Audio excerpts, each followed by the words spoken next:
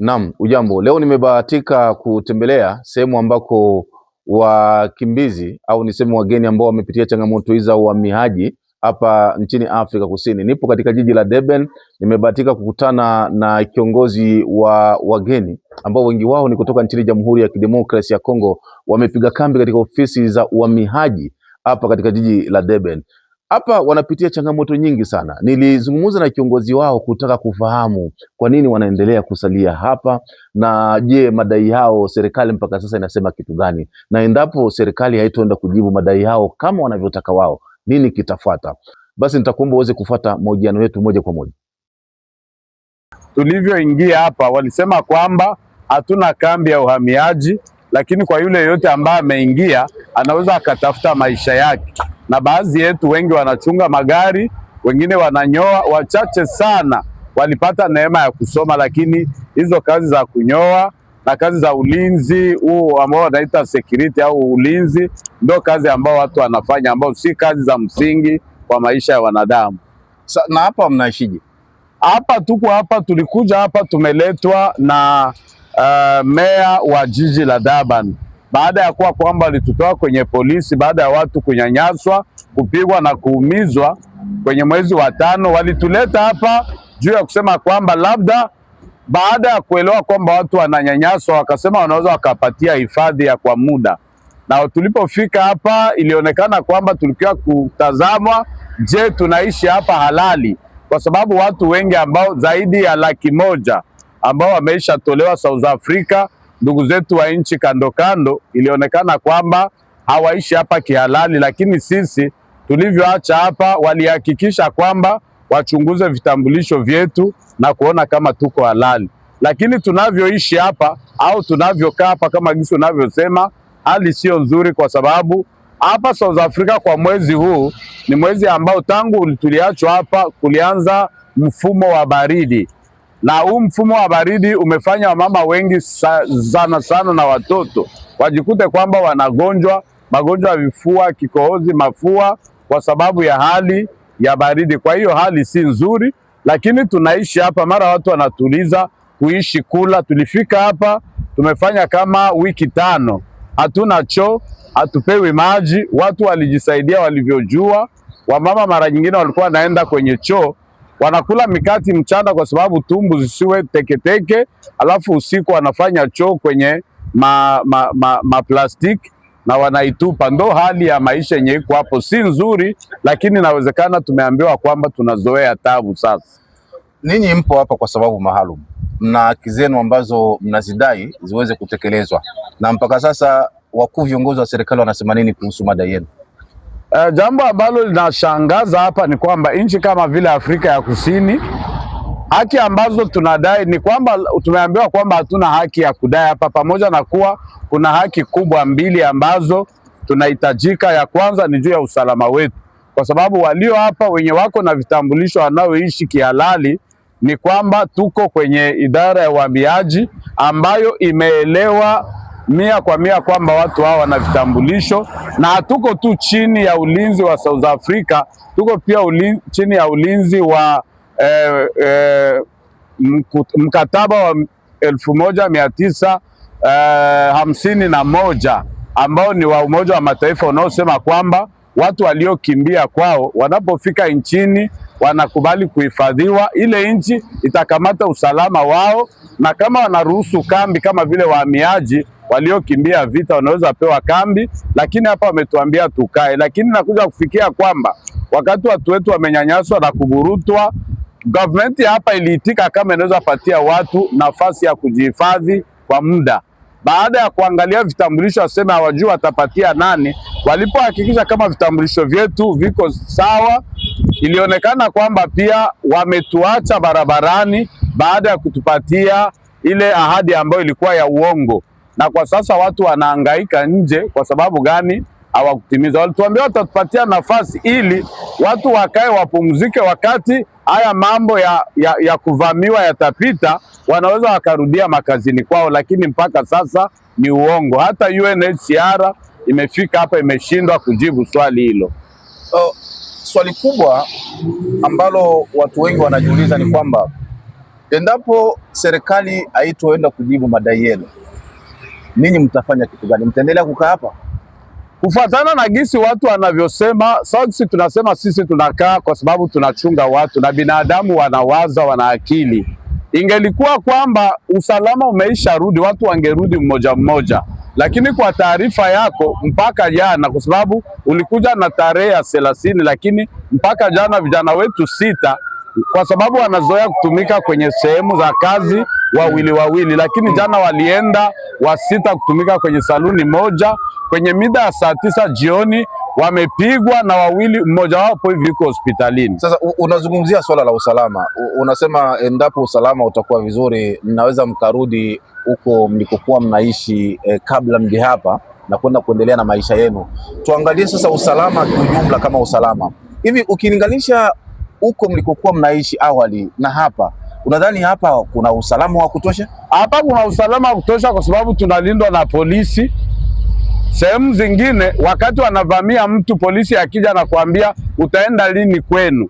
Lakini hapa tuko kwenye sehemu ya government ambayo polisi ndio wanatuchunga hapa. Kwa sababu ya hiyo watu wanajisikia kuwa na usalama zaidi ya kuwa makwao, baada ya kufukuzwa kwenye manyumba, kufukuzwa kwenye makazi. Wanasema basi pamoja na mateso ya kuishi nje, lakini wako na usalama kwanza, kwa sababu usalama ni kitu kikubwa katika vitu ambavyo mwanadamu anahitaji. Sasa ujumbe wenu mkubwa ni upi? Kwanza tuanze na shirika la kuhudumia wakimbizi UNHCR, lakini pia kwa serikali ya Afrika Kusini, mna ujumbe gani kwa? Ujumbe wa kwanza, tumeshangaa kitu kimoja mtangazaji, kwa sababu government ya South Africa wanaotumika kwenye Umoja wa Mataifa hapa wengi ni watoto wa nchi hii. Kwa taarifa yako, hao watu wengine tayari wana namba zao ambazo Umoja wa Mataifa unajua kwamba ni wahamiaji na ikiwezekana wana mpango wa kuwatoa katika nchi hii. Lakini inapofikia kwamba mtu aite Umoja wa Mataifa, mmoja wa watu hao wanaotumika kwenye vyombo vya habari anaambia watu kwenye simu kwamba ijapokuwa ndugu zangu wanawatesa, unataka uniambie kwamba mimi nikusikilie huruma? Sisi wote si ni wenye nchi hii, nyinyi hatuwataki hapa, enendeni kwenu. Hiyo ni jambo la kwanza. Jambo la pili, tumefanya baadhi ya majadiliano na vitengo kama 4-5 vya Umoja wa Mataifa, wale wanaohusu usalama na ulinzi na mambo kadha wa kadha katika vitengo vyao.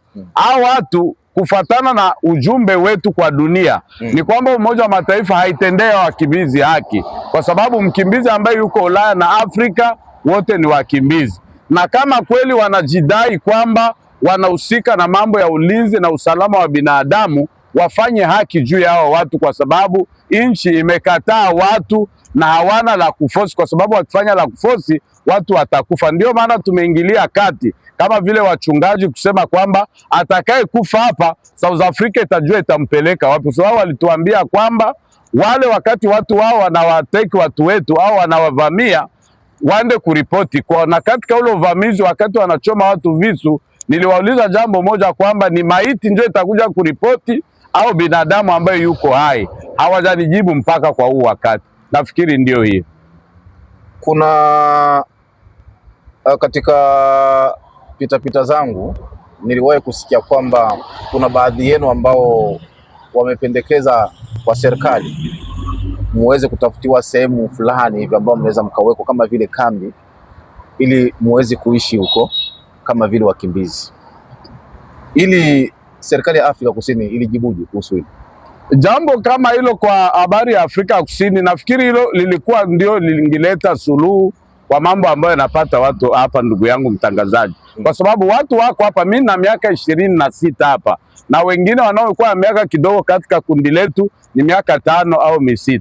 Wao hawajajibu hilo swali kwa sababu wanaogopa kwamba watu wao ambao wanawadai kazi na sijui nini, wanapoweka watu kwenye kambi Umoja wa Mataifa itawahudumia, hao watu wataenda kuvamia tena watu kwenye kambi. Linaloombeka hapa au walilolisema government hapa kwamba watawapatia watu sehemu kwa muda mchache hadi wakati ambapo watamaliza mambo ya usalama wa watu wao wanaovamia wengine. Baada ya pale watu warudi katika maisha ya kawaida. Hiyo ndio ujumbe ambao niko nao. Na unadhani mkirudi katika maisha ya kawaida mtaweza kuishi na wenyeji kama ilivyokuwa awali? Mambo yote nafikiri kama ikikuwa serikali itaingilia kati kuna uwezekano, lakini tunaona kama hakuna sana sana utashi wa serikali kusema imalize jambo hili. Nitakupatia mfano ndugu yangu mtangazaji. Mimi ninayekuwa na miaka 26 South Africa, kwa wakati huu wa election, wakati wa uchaguzi, waga wanaonyesha watu tumejenga shule, tumejenga mabarabara, tumejengea watu manyumba, lakini kwa sasa tangu mambo yao ya kampeni ilianza, ni maisha ya wakimbizi ndio iko pale, kwamba wauawe ili kwamba wao wapate watu watakao wapatia kura. Ili jambo tunalilaani kwa herufi kubwa. Kwa hiyo kwa lugha nyepesi, kama nimekuelewa vizuri, unamaanisha haya ambayo yanaendelea kushuhudiwa Afrika Kusini, kuna msukumo wa kisiasa nyuma yake? 100%, kwa sababu nimekupatia mfano kwamba tuna miaka 26 hapa. Kila wakati ya uchaguzi wataonyesha watu majumba waliowajengea na mambo ya maendeleo, lakini kwa sasa ni picha ya wakimbizi. Kama wakikataa wajibu hilo swali kwamba kwa nini kwa hii wakati ya election kunazoea kuwa xenophobia na inazoea kuwa town, lakini hivi sasa imechukua hata vijijini, watu wote wanachukia wakimbizi. Wajibu swala hilo wanasiasa wa nchi hii. Sasa ningetaka kufahamu ni changamoto gani ambazo mnakumbana nazo hapa katika mazingira haya ambayo mnayaishi hapa? Changamoto ni nyingi, nikianza kuzihesabu. Changamoto ya kwanza tulipata hapa ni kwamba kufuatana na hali tunayoishi kwa sasa, watu wana habari kwamba watu wote waende makwao, warudi makwao, na hawakuwa wanajali nani ndio ana kitambulisho, nani hana kitambulisho, pamoja na kuwa taarifa za habari zinaonyesha kama wanaofukuzwa hapa ni wale hawana vitambulisho, lakini ni uongo. Sisi tunajua kama ni habari ya kisiasa. Ninyi wote mna vitambulisho hapa? Hao wote wana vitambulisho, kwa sababu baada ya kutucheki vitambulisho, baada ya uchunguzi tulikuja watu 457, lakini katika hao wawili, mmoja alikuwa amechelewa kugongesha kitambulisho, ilibidi aende kwenye mahakama jua alipe aendelee kukaa. Mmoja tu ndio ilionekana hakuwa na kitambulisho ambaye alirudishwa. Na kufuatana na habari za changamoto, kuna changamoto nyingi, ni pamoja na kuwa kwamba wanaohusika na usalama wa ile sehemu siku moja walitupiga pepper spray, yaani walitupiga na watoto waliteseka siku hiyo. Kwa nini hiyo ilitokea? Sikufahamu sana, lakini ilionekana ni jambo ambalo alifanya kwa sababu ya kutuchukia. Kwa sababu kufuatana na jinsi nilipata habari ni kwamba nilikuwa nimelala, nilipoamka nikasikia watoto wanalia sana. Alikuja na ile pepper spray akaipiga kwa nyuma, kwa sababu kulikuwa ka upepo, watoto wakagasirika. Hiyo ilikuwa jambo la kwanza. Kuna jambo kama usiku wa leo kuamkia leo, mtu alikuja tu amelewa, ndio changamoto. Alikuja akagonga gari ambayo inaikaa kwa ndugu ambaye anahusika na mambo ya kugawa chakula. Ni kusema ni Mungu, kwa sababu ile gari kama ingepita juu ya watu, huyo jamaa alikuwa amelewa kufuatana na taarifa tulizo nazo, na ikaonekana amegonga ile gari. Kama haingekuwa ile gari, ingechukua maisha ya watu labda 10 au 20 ambao wangekufa pamoja. Bado tungali tunasema kwamba tuna changamoto ni nyingi na hatujui nini itatokea kesho, lakini walio yaahidi wayafanye, kwa sababu ni serikali ndio iliahidi na tunasubiri ahadi zake. Hapa nikiangalia vizuri, kuna watu wazima, kuna watoto wadogo, na tupo katika msimu wa baridi hapa nchini Afrika Kusini. Pengine mvua ikinyesha, mnafanya kitu gani? Hapa kuna ile matenti ambayo wameleta, ni matenti ambayo inasaidia kidogo, lakini tumekuta kama yanavuja, kwa sababu tulipewa tenti za kwanza, na wakati walituambia tutoke hapa tulijitahidi kutoka, lakini ilionekana kwamba hawa walala nje wa nchi hii, zingine waliziiba na zingine watu wakazichukua. Lakini ninavyosema ni kwamba wakati wa baridi tumepewa blanket mengi, na kuna watu ambao wana 3 4 na wamezoea kwamba ukija mvua wanajifunika hiyo matent, alafu wanajifunika mablanket yao, wana survive hivyo, pamoja na kuwa ni maisha ya shida, lakini hawana jambo lingine la kufanya. Hivi haijawahi kutokea hawa wenyeji kuja siku moja kuwashambulia hapa?